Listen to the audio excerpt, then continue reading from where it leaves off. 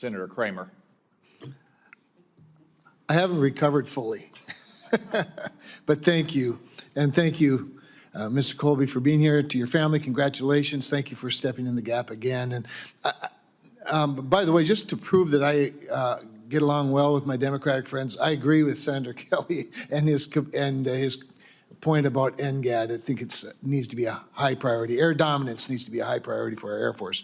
However, I also sense and understand your frustration, although I must say you've done marvelously in answering their attempts to get you to say something that may upset the delicate balance right now going on between the various players in this hopefully negotiation to peace in Ukraine. You're so much younger than me, but at least you are a student of history. Ronald Reagan was the first president I was able to vote for. And I believe he referred to communism in very negative terms, and in fact called the Soviet Union an evil empire. I also sort of recall that he once referred to Mikhail Gorbachev as his friend. It must be easier to negotiate with a friend than it is with an evil empire.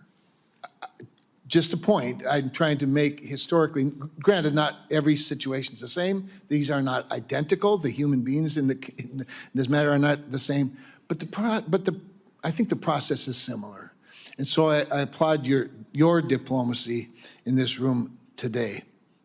Speaking of age, literally the year I was born, the first intercontinental ballistic missile was invented, and 2 years later the first one was installed at Minot, North Dakota, the Minuteman I. The Minuteman III came along after some time, and of course we also have 70-year-old B-52 bombers. Both of those vehicles, of course, carry nuclear warheads, and Minot Air Force Base contains and protects the large majority of nuclear material in our arsenal. So I've literally watched nuclear deterrence work up close and personal, and have very much appreciated in my career in Congress and the United States Senate, getting to know not just the processes, not just the systems, the very old systems, every bit as old as I am, but also the airmen that protect them, that fly them, that operate them. Really rather remarkable. I want to drill down with that a little bit with what you were visiting with, of course, Senator Fisher about, and maybe even get even more specific in that sense that particularly the land-based deterrent, the Sentinel, has had some challenges. We don't do this very often, obviously, like every 60 or 70 years. And so we find ourselves in a crunch financially with regard to Sentinel. Will you commit, I mean, just commit today that you will advise the President and Congress, but especially the President, that we really do need to have that deterrence that has worked so well for so long that not a single ICBM with a nuclear warhead has had to be fired? Yes, Senator, thanks very much. And I do commit to advising the support for the ICBM and the Triad and the land-based leg and the Sentinel program as well. Obviously, there are concerns about the health of the program, so that would, if confirmed, that would be a priority, working alongside ANS and the Secretary of the Air Force to try to get that thing back on track. But certainly, you have my commitment.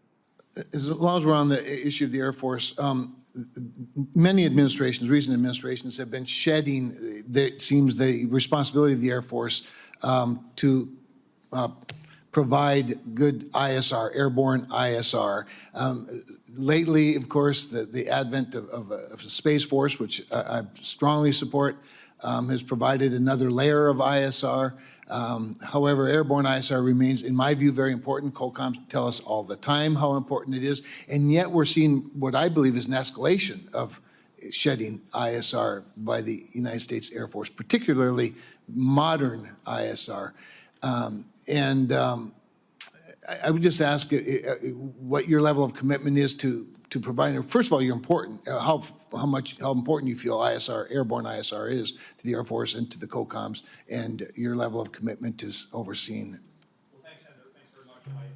Thanks, Senator. Thanks very much. And as we discussed in your office, Senator, I think that airborne ISR is very important, especially for its own reasons, but also because we cannot solely rely on the space-based layer. I would also just say, Senator, if I could, and it's really nice to see you, and I hope your recovery goes very well. Thank you for being here today.